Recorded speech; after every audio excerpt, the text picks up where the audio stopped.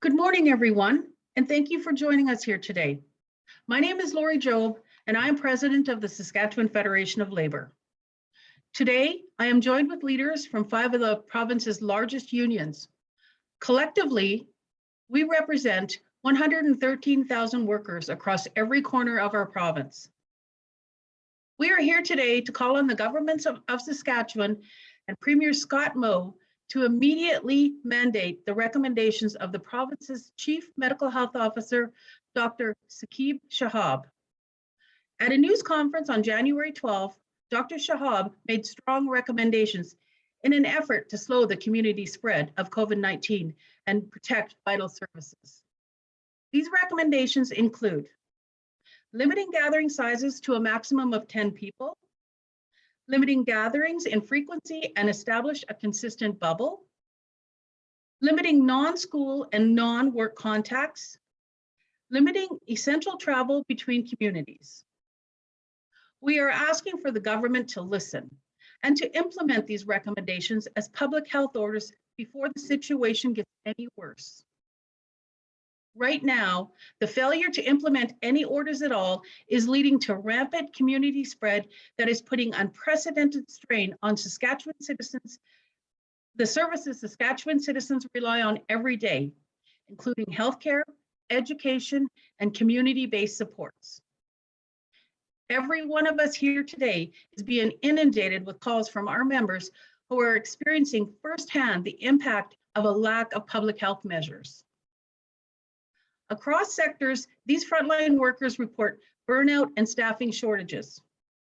They're operating in crisis mode and the systems are not functioning as intended or designed, creating significant safety concerns. We are urging Premier Moe to act in the interest of protecting our health, safety, and access to vital services. Thank you. And now I'm going to give a chance for each union leader to speak on how the government's refusal to act is affecting workers they represent. We will let each leader speak and then take questions at the end. We will start with the president of the Saskatchewan Union of Nurses, Tracy Zambori. Thanks, Lori. I'm Tracy Zambori, proud registered nurse and president of the Saskatchewan Union of Nurses. 2 years of COVID-19 have placed unbearable pressure and stress on our registered nurses. And now with the rampant spread of the Omicron variant, Saskatchewan's understaffed health services are being further strained. Some members already say they're stretched too thin to provide the safe, high quality care our patients depend upon. And we are still weeks away from Omicron's peak. Our rural healthcare facilities are closed or operating at reduced levels, and our city's emergency rooms are filled to the rafters. We have neither the space nor the staff to continue at this pace, and things are likely to get worse. The government of Saskatchewan must act decisively and proactively to protect Saskatchewan's people and our crumbling healthcare system. Together, we represent more than 100,000 Saskatchewan workers who have kept this province up and running throughout COVID-19. These selfless heroes deserve this government's gratitude and their protection. We need provincial mandates, and we need them now. And I'll turn it over to Patrick Mays. Thank you. Now, Patrick Mays is the president of the Saskatchewan Teachers Federation. Good morning, and thank you. I want to start by thanking my frontline worker colleagues who are here for joining me in this plea to our government to take action and change course in the way that they've been addressing the pandemic. Our schools and our kids are depending on it.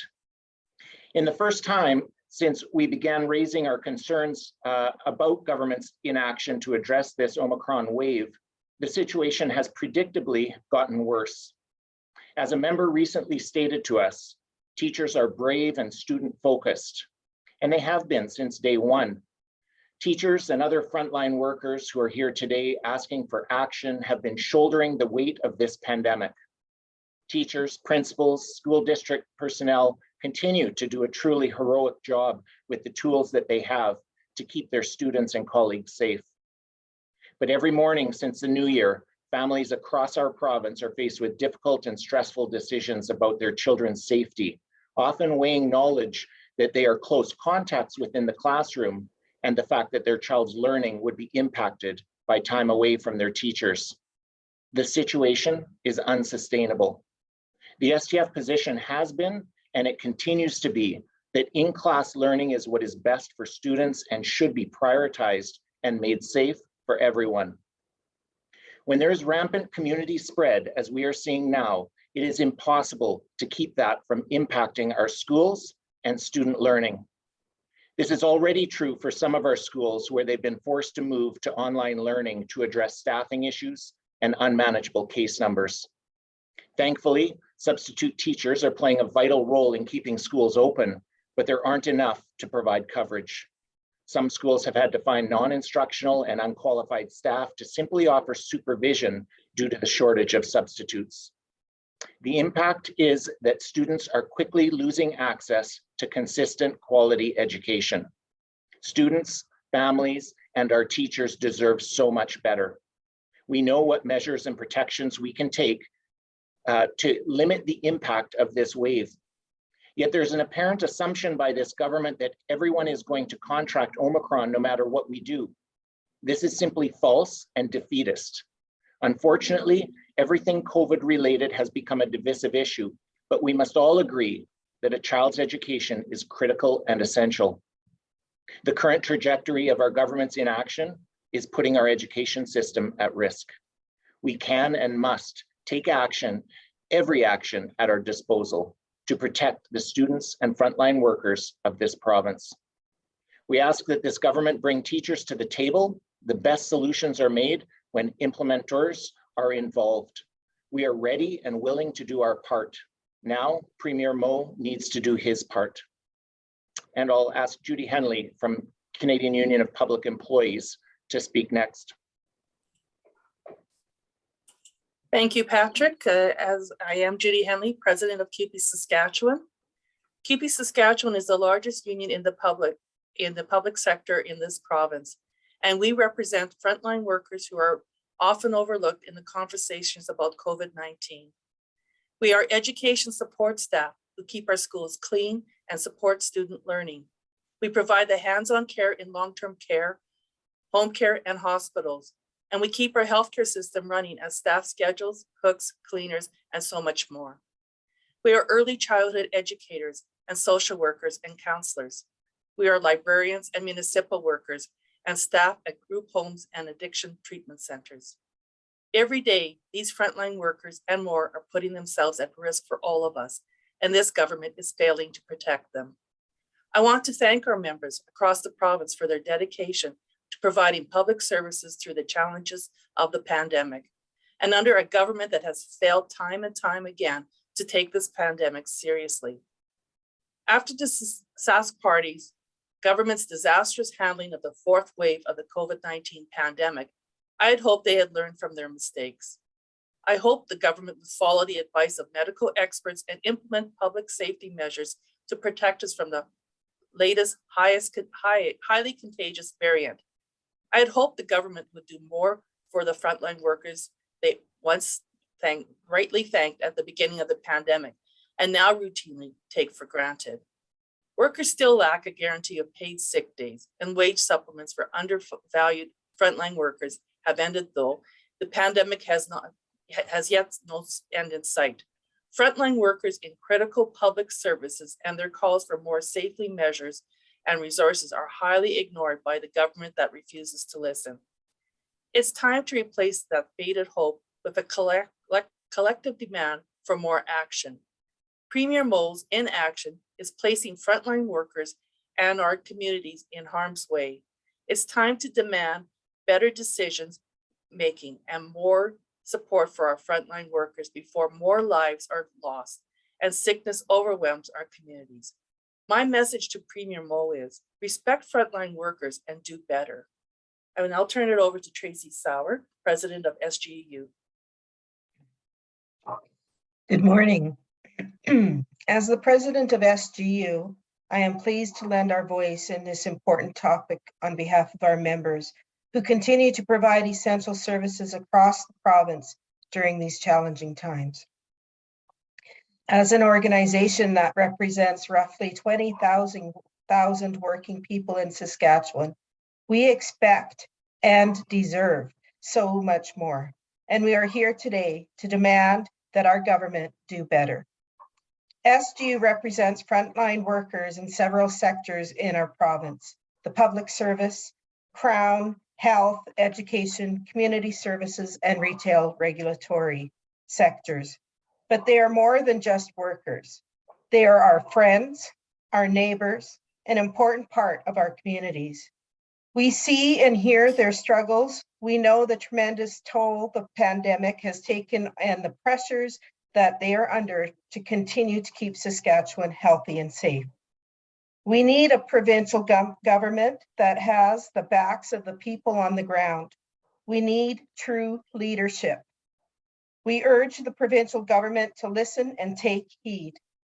Listen to the recommendations of medical and science experts, particularly your own Chief Medical Health Officer, Dr. Shahab. Implement changes that will make a real difference in how this pandemic goes in Saskatchewan. The future of our province and its people rests on your shoulders. Do better, Mr. Premier. And thank you. I'll turn this over now to President of SEIU-West, Barb Cupe. Good morning, everybody. I am Barbara Cupe, the President of Service Employees International Union, SEIU-West, and I want to join with my colleagues. This is a bit of an unprecedented time for so many public sector unions to join together in making this call. So I think this is a bit of a momentous occasion for all of us to take note of. Now, SEIU-West is speaking today because public sector workers, and indeed all workers in this province, just need this pandemic to end, quite frankly. And our members in healthcare are exhausted, and this exhaustion is being worsened by the choices that this government is making.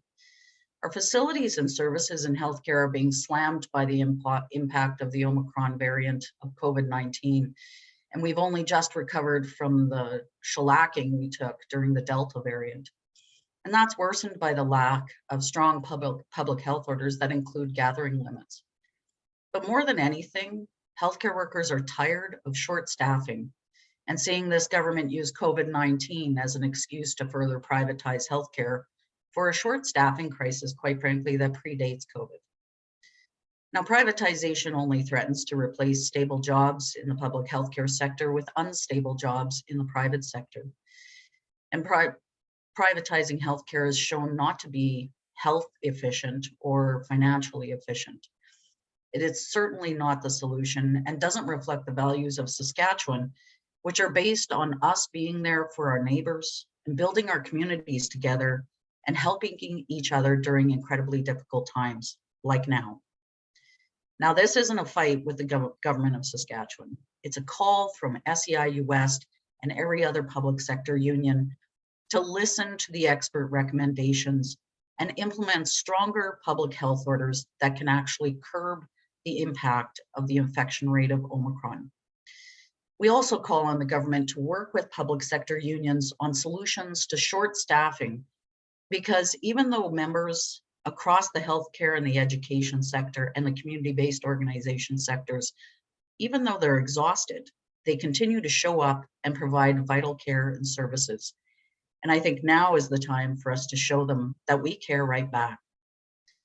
I'd like to turn it back over to Lori Jobe to wrap us up. Thank you, Barb, and thank you everyone for being here today.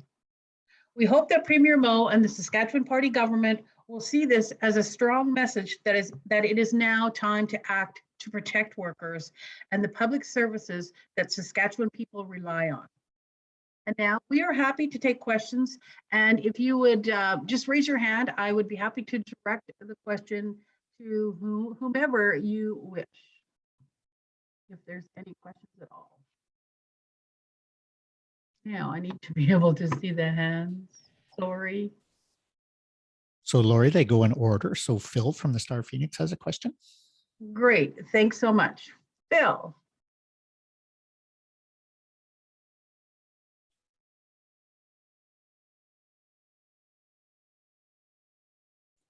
Phil, do you have a question? Okay, Phil, we see that your mic is on, but I'm not hearing you. So if you look by the little microphone in the bottom left, there's a little up arrow. So I'm going to go to the next person. See, oh, you have it there? Can you hear me now? Yeah. Yes. Yeah, I'm going to ask two questions. I hope that's okay. You didn't clarify whether you get one and a follow-up, but that's kind of been the standard for these things. So that's what I'm going to try to do, and maybe that'll help my colleagues as well. First of all, I'd like to clarify what you think should actually be in the public health order. You mentioned a gathering limit of 10, which I think could be put in the health order, but you also mentioned limiting non-school and non-work, consistent bubble, limiting, like what would actually be legislated in terms of what you're saying? Like you want to eliminate non-essential travel. Are you actually suggesting something similar to what was imposed, on the northern half of the province back in the spring of 2020? Or can you clarify exactly what would be in the public health order in terms of, enforceable sort of rules? I'll maybe kick this off, and I'm happy if anyone else is willing to jump in. But I think the key here is that we need to make sure that we are having some limits on the number of people that are gathering. We need to make sure that like, for example, kids are safer in school, so they need to be limiting who they're with. And it would be really important if families could stick to their own bubbles. Similar to what was happening in the beginning, but I think that, and perhaps maybe that was happening late in the fourth wave, but if maybe Tracy Zambori would like to add to this. The whole essence, yeah, that's okay. The whole essence here is that we require some very concrete public health orders that are going to keep people safe, and that is the gathering limits. We need to be able to limit public gathering. We need to be able to put some safety nets around our healthcare facilities and our schools. And we need to be able to keep the families and our children safe. This is what we're aiming to have this conversation about, and put some more pressure on the Premier, who continues to play politics with this whole entire situation, that we need him to do the right thing. We need to have some safety so that the healthcare system can actually try to get back up onto its feet and have some room to breathe. Same goes for the education system. And I think I will have Patrick give a more succinct answer on what he sees for the education system. Sure, thanks, Tracy. Our schools are right across the province in every small community, and they are a function of the communities within which they exist. And so if there are no restrictions on community gathering limits, then it's inevitable that our schools are going to be places of transmission for COVID, and they're going to end up being forced online like what we're seeing right now. And so, it was very frustrating for us to come through the holiday and the, New Year's Eve and hear that there will be no restrictions in our communities, and we're all free to gather and associate and celebrate, and yet then expect that we're going to expect schools are going to function as they're supposed to on a regular basis. The two just can't simply exist together. We need gathering restrictions in our communities. Would that include, like, sporting events? Would it include church services? Would it include just about everything, like, in your minds? I think what we're seeing now is those things are being restricted due to low numbers of eligible participants, regardless of whether there's restrictions or not. So it's a kind of thing where government can either be proactive and go into it from a position of strength and organization, or we can wait until situations are causing chaos and decimation of school sports, and we end up going online and having to cancel sporting programs because of so many people who are sick with COVID. So it's really frustrating from a school perspective. Teachers want to be organized, they're planners, and we could have attended to this by coming at it from a position of strength and organization, and instead we're waiting until the situation is chaotic and then responding and trying to be reactive. Well, and if I may too, as we said in our initial statement that Lori shared, Dr. Shahab already made these recommendations on January 12th. What we're wanting is that these recommendations be made the public health orders. And and the fact of the matter is, it's all public gatherings need to be stopped at 10. So whatever that's going to affect in the community, it will affect in the community, because we know that Omicron is highly contagious, highly transmissible, and it only stands to reason that if we're gathering in large groups, there is no chance of that transmission stopping. It's only going to get worse. So that's what we are asking. That's what we came here to ask for. Yes, and if I may, I mean, the travel limits will protect the rural communities. Right now, the services that are out in the rural communities are limited, even vaccinations or testing. And if we can limit the travel, as we had to do to Regina when in the last wave, or not last wave, they'll be prior to, that would assist. I mean, the government, what we were asking for is this government to look around them. Every province has restrictions. We have none. We have recommendations from our chief medical officer that are actually ignored. And what we're asking is that he take a stand and try to nip this in the bud, because the workers are tired. The workers are exhausted, and we need to make sure that we have the healthcare services and all other services for the people of Saskatchewan, for everybody, because it's not just COVID that's out there.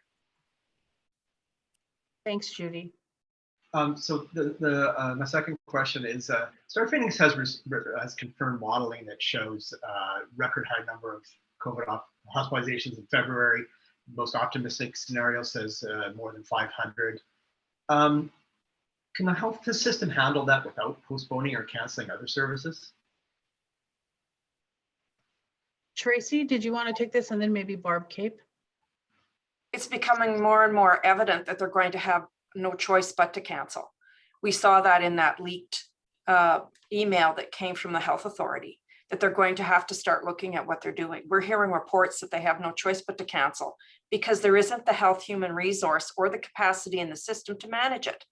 So there is going to be no other choice here, because we've chosen to go down the wait and see attitude here, and the personal responsibility, which we know didn't work in the fourth wave, but somehow thought that we were going to be able to manage that in the fifth. And that has shown itself not to be a very effective strategy either.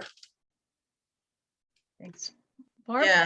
Yeah, Tracy's right. I mean, you know, the current strategy has created a bit of a situation already, not even just looking to February, but already we are looking at restrictions and reduction of services and things like dialysis.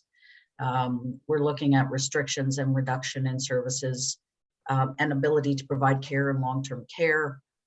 It is already the current reality. It's just not sort of overflowed the top of the cup, so to speak. But we're in it already. Thank you. Anyone else have anything they'd like to add to that question? I would just like to add to that too. You have to remember, a public health order is much more responsive and faster to implement. Right now, you have to think about, yes, these are the beds we have, but where are the staff to take care of those patients? The staff are going down. We have to remember that our staff are also the public in those community, and we have to protect one another, and that isn't being done right now. Thank you, Tracy. I'll go to Kendall from CBC.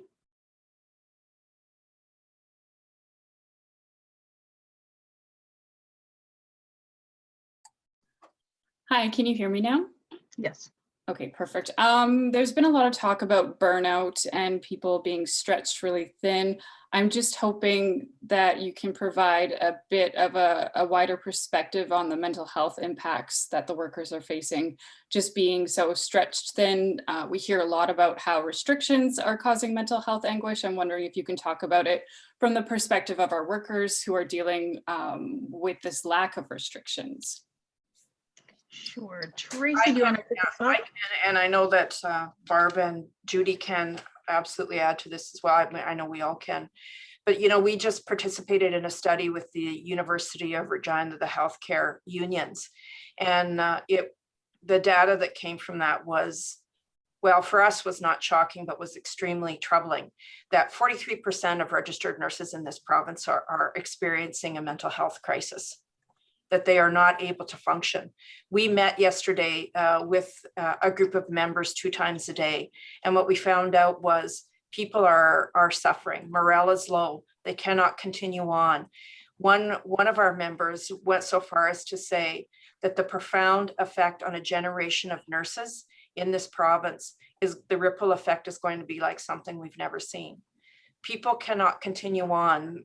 I had a member contact me yesterday who said that there's some places that they're 10 people short on a ward in a day, but yet they still feel like I can't stay home. I have to continue to go.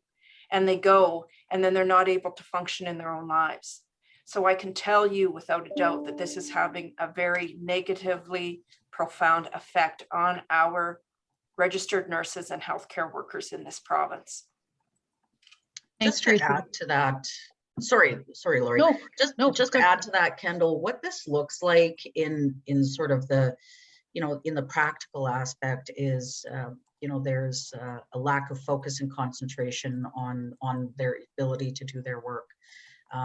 We have members who are working 16 to 20 hours in a day, sleeping for a couple hours and coming back to do it all over again. When you look at their ability to provide bedside care or to manage, the cleanliness or the dietary needs or the provision of medications to residents, mistakes are going to be made. We fear that, and so do our members. What this looks like sort of from a larger perspective is that, Monday and Tuesday night, we didn't have any staff because there was nobody left to call in. So the lab at St. Paul's Hospital shut down and they weren't processing COVID swabs after 5:30. And there was over 1,000 each day where they didn't get processed. So this looks different when you look at the individual perspective, but then you pull the lens out a little bit and you look at how it impacts the services. And ultimately, the residents, clients, and patients in the healthcare system are the ones who are losing access to those services. And the pressure continues to mount on individual healthcare workers. Thanks, Barb. Tracy or Judy, did you have anything to add? Yeah, if I may, and I'm going to go on a little bit of a different perspective on this, as the vast majority of our members, especially in healthcare and education, are women. And the women, not only do they have to worry about what's happening in the workplace, it's a bit of an emotional roller coaster. You're going up, you're going down because it's the fear of the unknown. But our members also have parents that they may have to be worried about and taking care of, and the restrictions that are happening in long-term care. And our members also have children or grandchildren that they're taking care of because of the exposure that they have. So it's a ripple effect. The effect is that if our members are working or trying to work, and then if something happens, then they have to rush here, or somebody may have contracted COVID. And I do have to say that my daughter's a nurse, and my daughter loved being a nurse, but I have heard her say in the last little while that she hates her job. And I have seen the emotional strain on her, who's a very strong woman. So that's a personal thing that I have seen. I've seen it with my coworkers, with the leadership. Everybody's exhausted, and there's going to be PTSD is going to happen because people you can only do so much for so long. And many of our members don't have the ability to work from home. They have to go to the workplace. They don't know what other people have been doing. So that's why I call it an emotional roller coaster. You think things are going to get good, and then another variant comes in and the contagious. And the numbers are actually not proper because they're not all the rapid tests that are not being done, the PCR. So, I mean, it's absolutely crazy. And all of our members are very fearful. It's children, and children under 11 are not vaccinated. So again, there's the unknown as to how much exposure they have the ability to, are more susceptible to getting COVID and then spreading it to a family, no matter what you do. So it's really, really mentally exhausting. Thanks, Judy. Anyone else, Tracy, Sarah? Yeah, so with SGU, we've heard the most from our healthcare workers, as well as our corrections officers, who have been stressed, and they've been stressed a lot over the last 2 years with COVID and before that. Prior to COVID, we were already working understaffed. So now the pandemic has made it even worse. We've heard from members who've been burnt out. They have increased injuries, people are quitting, they're unable to fill those job postings because we can't find workers. We can't find people to replace. Who wants to replace these positions right now, quite frankly? Workers are exhausted, they're stressed, they continue doing the essential work they know is necessary, even though they are short-staffed. So again, the same impact on their mental health, the worry about what's going to happen today, what's going to happen tomorrow, getting up in the morning, never knowing what you're going to face and how many patients or more COVID positives within your facility, who's next.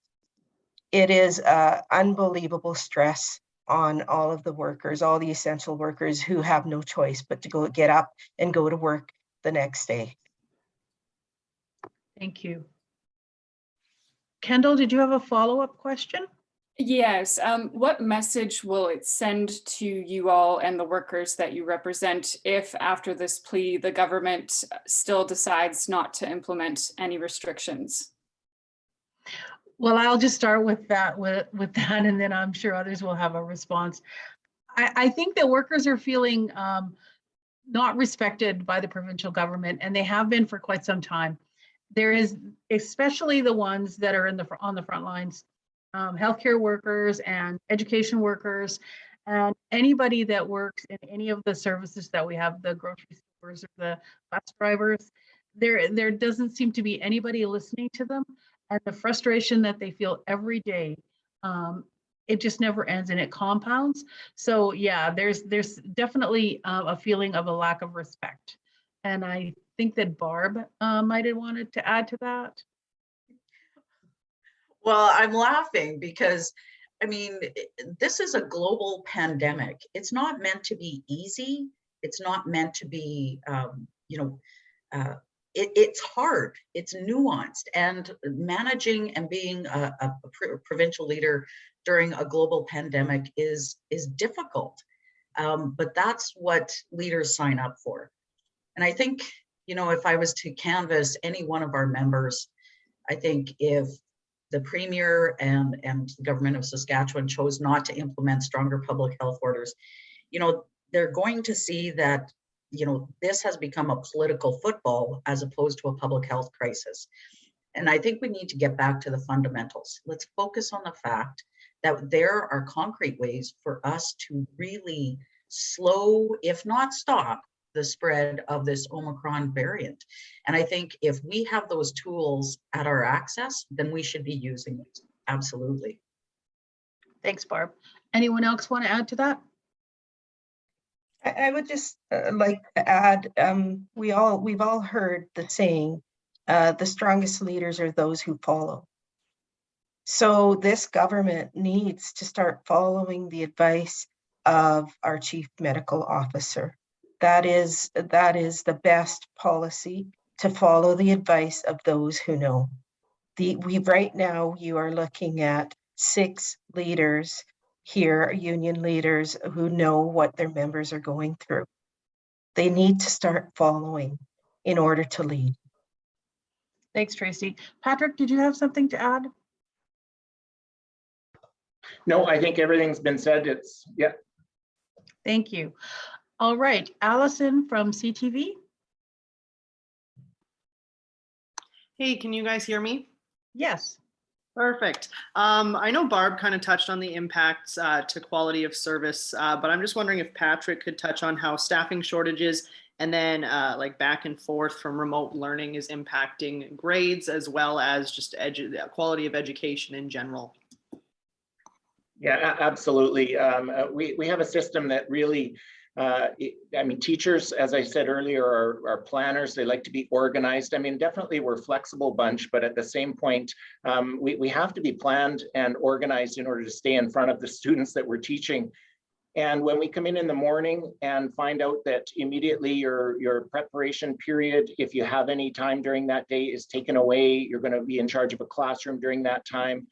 Any breaks that you have at recess or noon hour are taken away, you're going to be supervising students. It's incredibly disruptive to the day. And then from a parent perspective, we're hearing parents concerned because their special needs students are losing instruction completely. We're hearing that EAL, English as an Additional Language, programs are being shuttered and teachers are being reassigned to classrooms. Those are some of our most vulnerable students, and they're losing the supports and the education that they require just to try to keep up.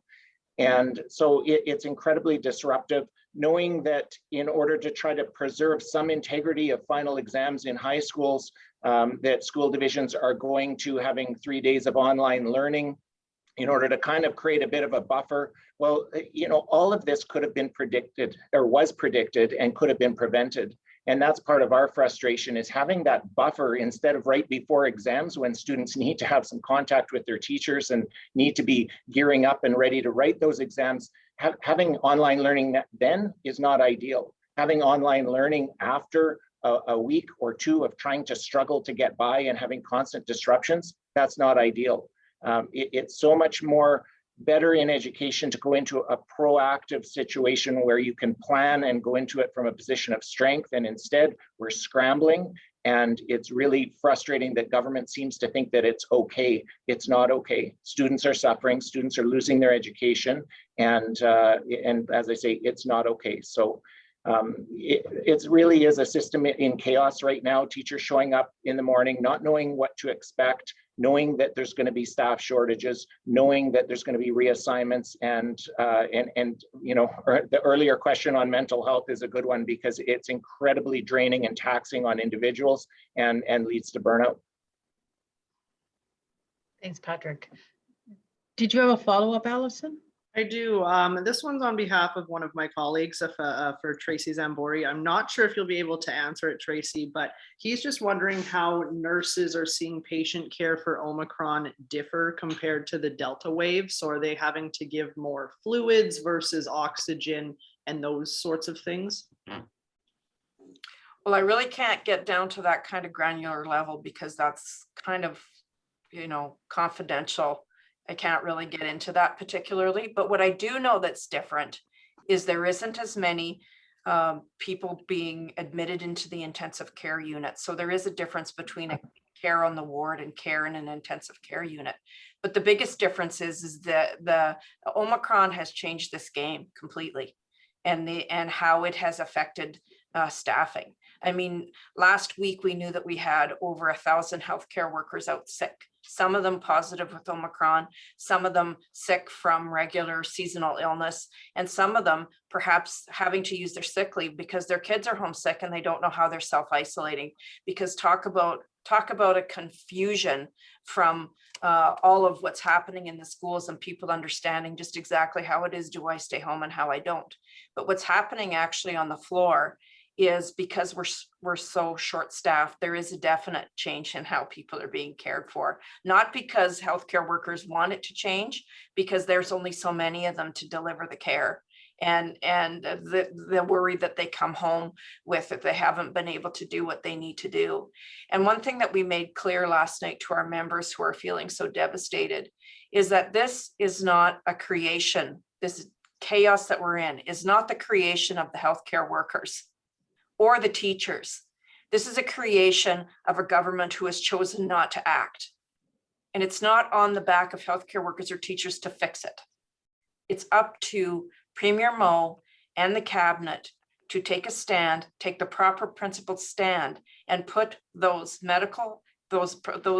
public health orders in place that their own provincial medical health officer is recommending that people should just do of their own free will. Thanks, Tracy. Did anyone want to add to those comments? Great, thank you, Allison. Brady from CKOM. Hey, can you guys hear me? Yes. Awesome. So we've heard these calls throughout the pandemic from all of your unions. Is there a point in which everything falling on deaf ears becomes not an opportunity, but the possibility of job action in any of your sectors? I think that the reason why we're doing this is because we need to see a response from our provincial government. I think that workers are dedicated and committed to going to work every single day, and they've shown that in abundance over the last 2 years. So I think that and I will pass this on to others to see if there's other comments. But I think we have to recognize that it's not the working people that have put us here. This is not the responsibility of the workers in our province. This is the responsibility of our provincial government. And we are pleading with them to hear us.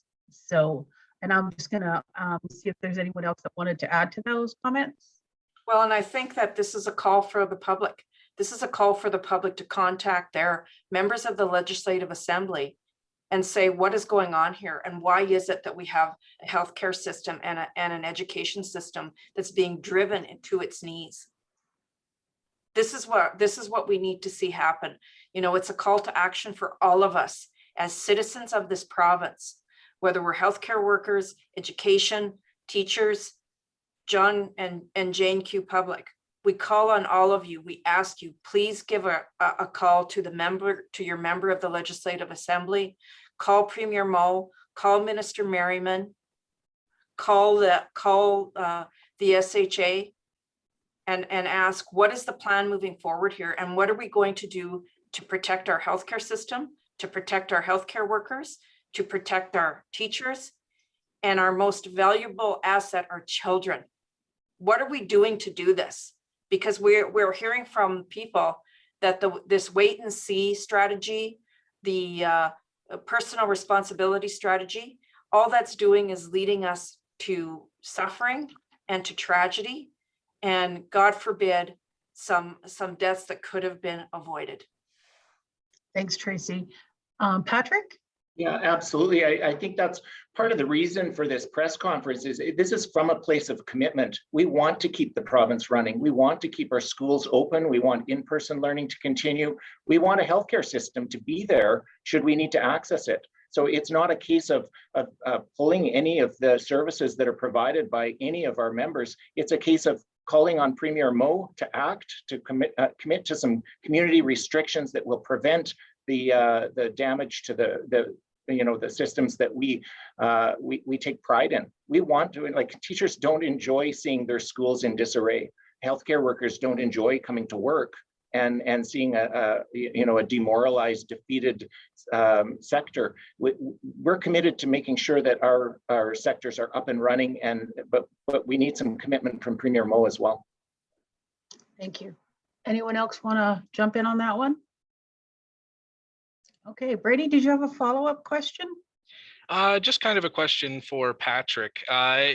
I know that Tracy gave us kind of a ballpark on how many of her workers are out with illness or anything along those lines. Would you have an ability to ballpark just kind of what the education system is looking like right now? Yeah, well, as I said, disarray and chaos are a few of the terms that I've used. We don't get access to the division HR records, and even media has requested, is my understanding, and they've been denied, which is unfortunate. We know that there's all kinds of shortages. We came into the pandemic short on substitute teachers, and many of our substitute teachers are superannuated or retired members. And of course, during a pandemic, when there's a contagious virus spreading, elderly members don't want to come back into our schools and substitute. They're fearful for their own health. And so that's just made the situation even worse. So we know there's lots of staff shortages. Anecdotally, I've heard of schools being as many as 16, 18 employees short, education workers short since returning from the break. But yeah, we don't have the exact numbers. We just know that teachers are complaining that they're losing any preparation time they have. We're hearing of teachers who are being pulled from their English as an additional language duties or their learning resource teacher duties. And then, of course, when divisions are posting emails indicating that high school students may be asked to stay home or class may be canceled due to staff shortages on short notice. It's a system that is in disarray, and it's unfortunate because much of this could have been prevented had we taken some care in our communities to ensure that our schools are safe and up and running. Thanks, Patrick. Okay, did you have anything else, Brady? No, that's good. Thank you, guys. Thank you. Next is John from SAS Today. Oh, sorry. I'm good. The question was addressed and most of the questions were also asked. I'm good now. Good, thank you so much. Montana from Global. Can you guys hear me? Yes. Hi, so it was mentioned earlier that there was a plan needed for people that are off during COVID. Obviously, lots of workers are either getting sick or can't make it to work. What is the current plan right now? Like, are there lots of nurses and teachers working extra hours that they're not supposed to be working? Is it putting an extra stress on them?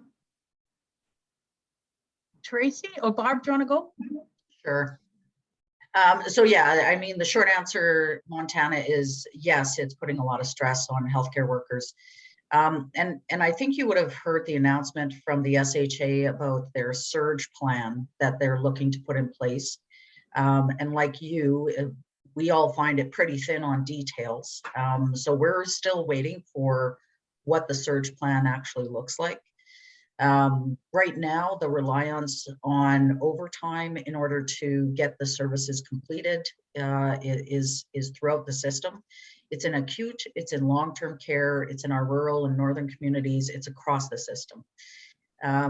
There are rural communities who have shut down their emergency services and gone on bypass.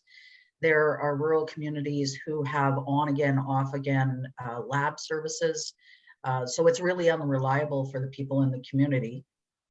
And then it creates additional pressure on the urban facilities because rural folks have to come drive into the cities in order to get their health testing done. So I mean, like, that's on sort of the service level. On the individual level, seeing people I'd mentioned before, one of our members told me about working a couple of days, 16 hours one day and 20 hours the next day. She got to go home to sleep for a bit and come back and do it all over again. So it's those sorts of mandated overtime examples. But then there's also people who have to run to provide frontline healthcare. So for instance, if I'm a continuing care aide and I have to run in order to care for, there's only 2 of us caring for 30 patients. That's happening more and more regularly. And I mean, it's right now there is no plan, and it is incredibly stressful. And I don't know if anybody wants to jump in here, but it is a system that is already on its knees. It is, and you know, we know that 3 out of 4 registered nurses in Saskatchewan are aware of times when patients were put at risk because of short staffing. That's pretty significant. What we're seeing here, it's exactly what Barb said. And as for surge planning, well, how we don't have the health human resource or the building capacity to have a surge plan. We're full because of all of the things that had to go on complete halt because COVID brought us to our knees, whether it was the first wave, second wave, third wave, fourth wave, now we're in the 5th. We've done nothing to try to curb that. And now we've created a plan to try to work on the 30,000 plus surgeries, treatments, procedures that were put on hold or canceled. So now we're trying to figure out where we're going to fit that into the system, even though now we're getting to such a point with this 5th wave, we're going to have to start canceling those again. And, you know, we do have people who are working incredible amounts of overtime and working short-staffed. But I think one tack that we have to think about here too is the devastating effect this is having on our residents who are in long-term care, who whose facilities have been locked in lockdown now for months. We're going in, some of them, into the third month of lockdown, meaning that they can only have visitors if they're palliative or they have very complicated health needs. And it is what it's doing to families, the trauma layered upon trauma for the families, and the devastating effect on the cognitive health, the mental health, the physical health of the residents who are not able to have any sort of interaction. Many of them are sequestered to their rooms. They can't even come out to eat. And without putting these public health orders into place, this is the kind of devastation that we're seeing in our long-term care facilities with the people that are in there that are, it's like they've been lost. Like we're not even considering the fact that, yes, this is devastating to the healthcare workers, to teachers, but to the people who are being made shelter in place without any chance of moving. I mean, that in itself should make this government move and move quickly. Thank you. Patrick, did you have anything to add in terms of the teachers? No, I think much of, applied to education, but much of it has already been said. Great, thank you so much. If I Montana, may, if I may, yes, sorry, I would just like to add that your question is actually a question that you should direct to the government. We've called for paid sick days. We've tried to work with the government and other employers on a plan to address the unique pandemic-related issues like isolation leave and isolation pay.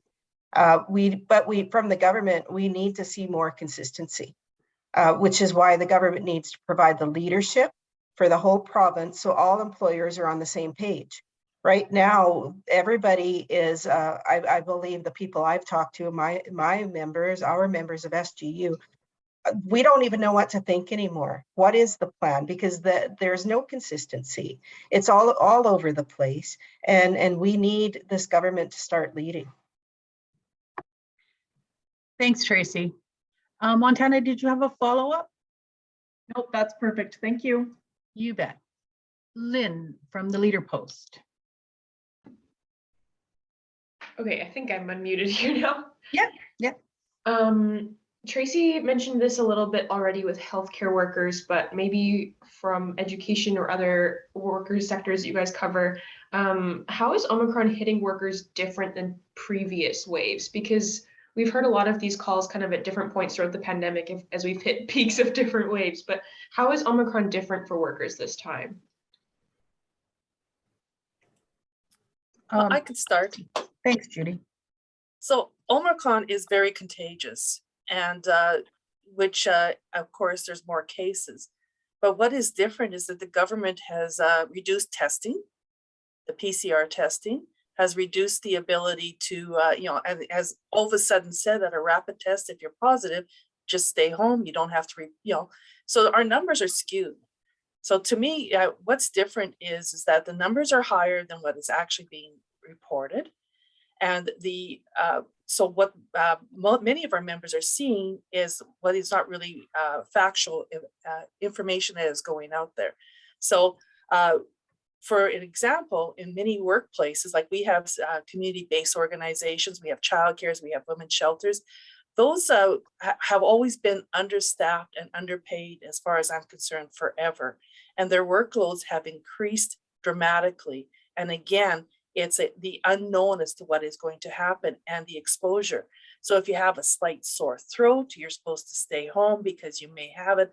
2 days later, you probably will test positive for this variant, because that is basically what I have been hearing. So the difference is that the numbers that we are seeing are not the actual numbers of what we know is out there. And the protection of our workers is not there because we don't have any restrictions. Thanks, Judy. Yeah, and I think it's important that we also remember that they've reduced the isolation time if you have a positive test from 10 days to 5 days. So I don't believe that everybody is ready to go back to work after 5 days. And unfortunately, many workers are put into the situation where they choose to go back to work, even though they may not be ready, because then they don't have access to paid sick time. And so that just, increases the spread. It puts higher risk for the communities. And so I think that's a really key factor as well. So that's a significant change. The testing has been greatly reduced. It's not, you can't access testing. And then also the reduction in isolation time. Patrick? Yeah, and I mean, everything that Judy said applies to education as well. We know that it's highly contagious, and we also know that many of the buildings that we work in have poor ventilation, and they're older buildings.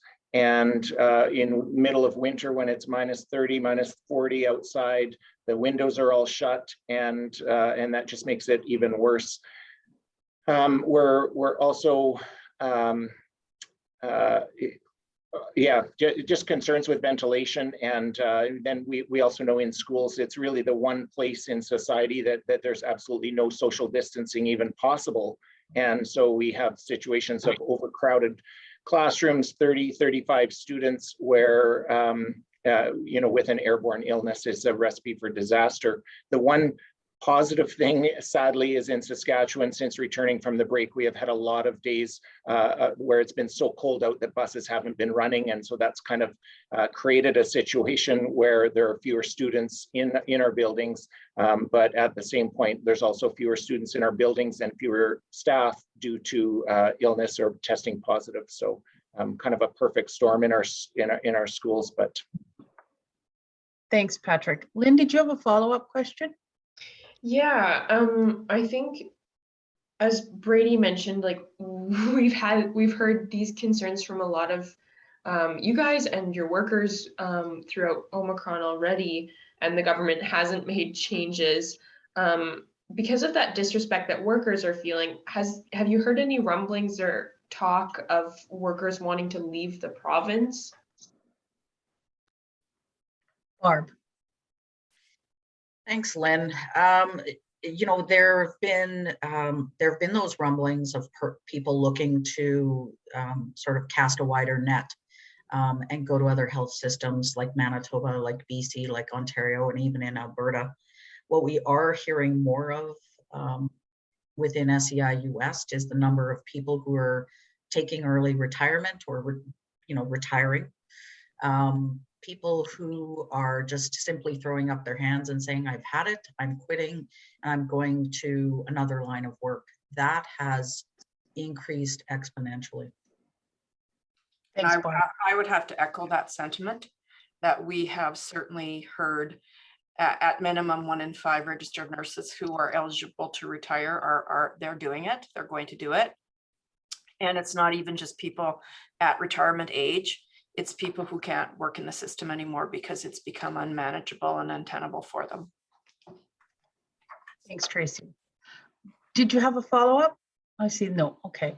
Just Mickey from the Canadian Press. Before we go to Mickey, just to illustrate what that actually means is, if you're losing a registered nurse or a lab tech or a continuing care aide or a facility maintenance operator with 30 to 35 years of experience, you're losing institutional knowledge and skill and professionalism that will impact our ability to continue to keep our facilities up and running and continue to provide those services. So it's not just, oh, hell, I'm out of here. It's, I have taken a whole bunch of institutional skill, knowledge, and loyalty with me.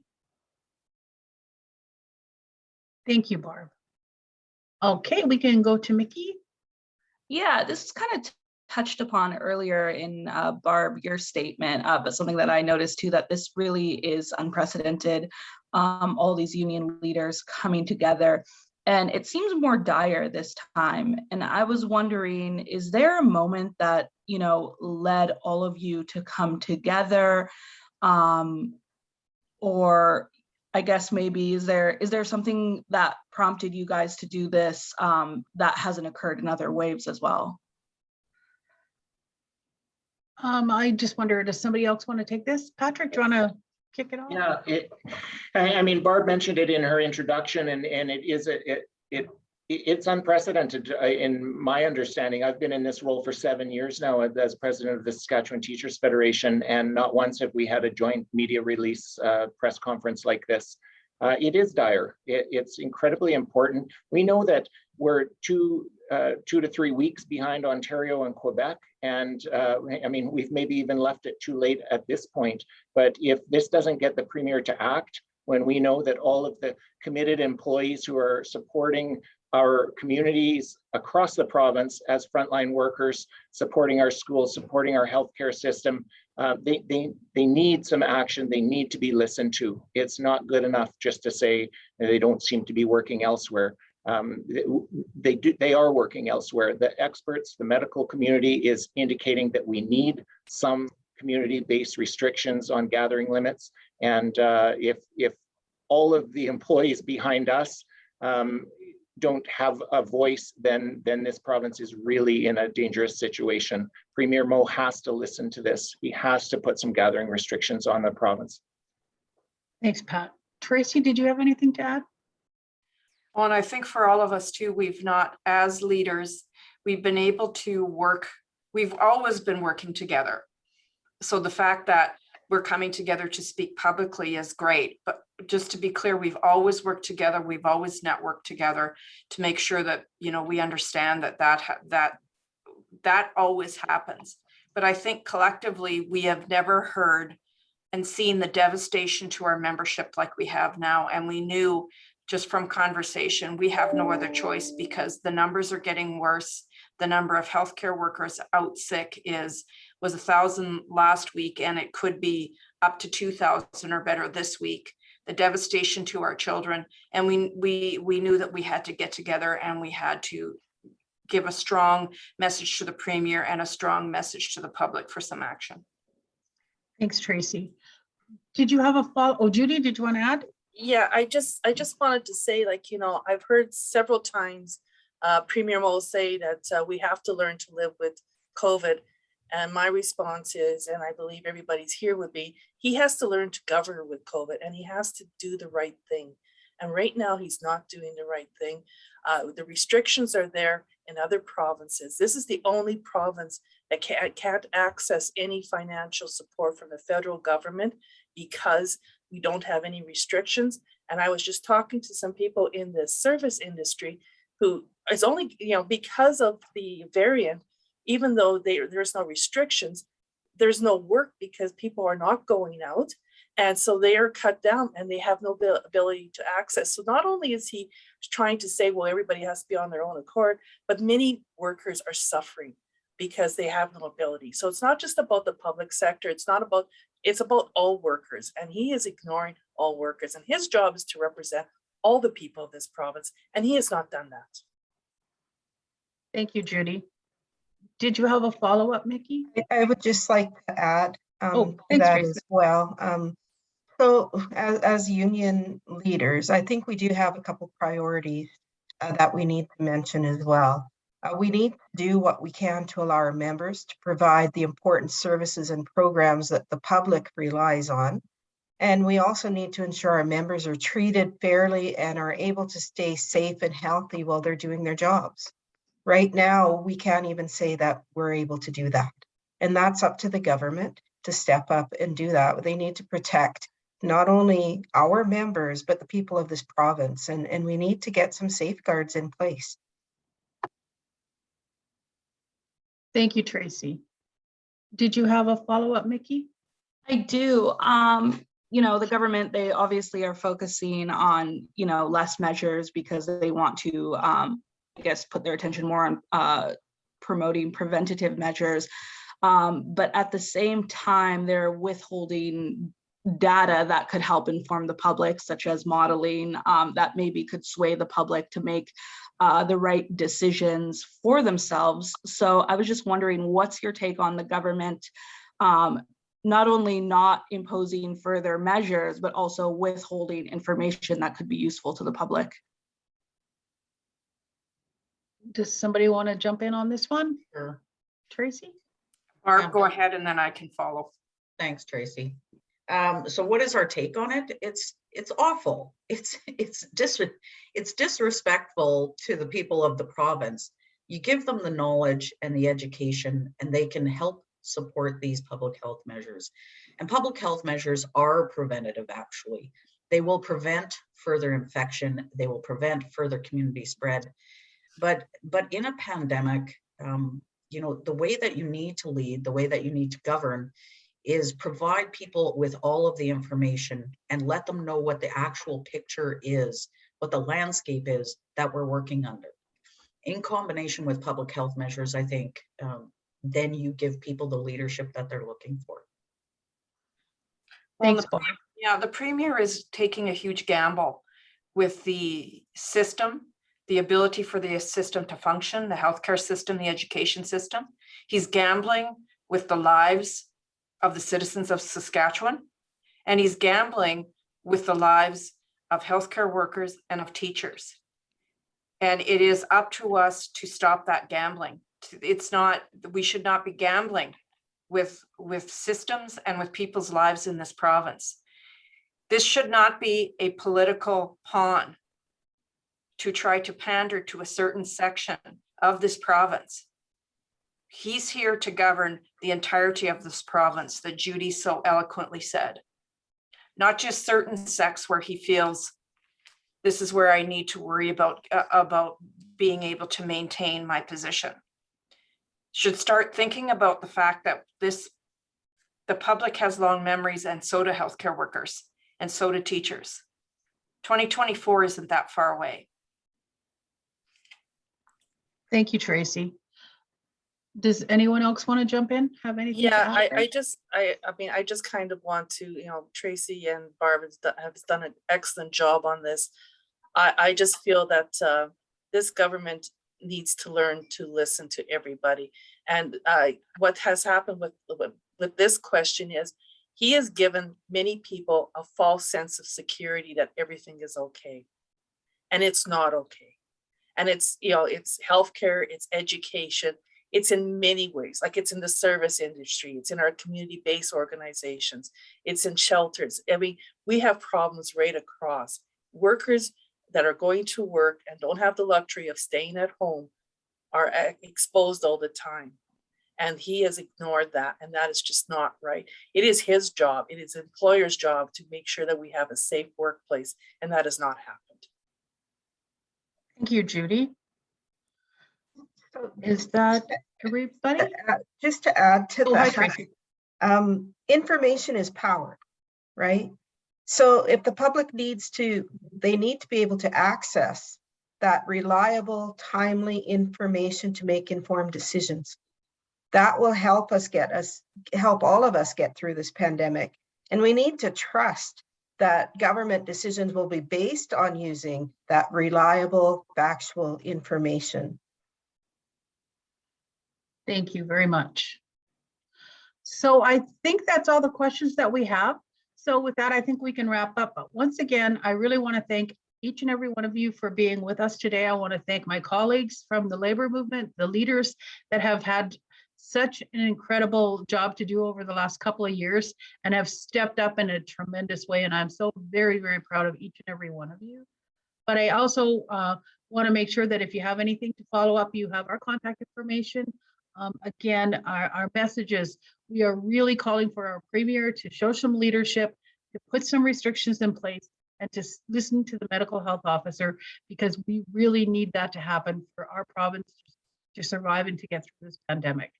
So thank you again for joining us, and I hope everybody stays safe.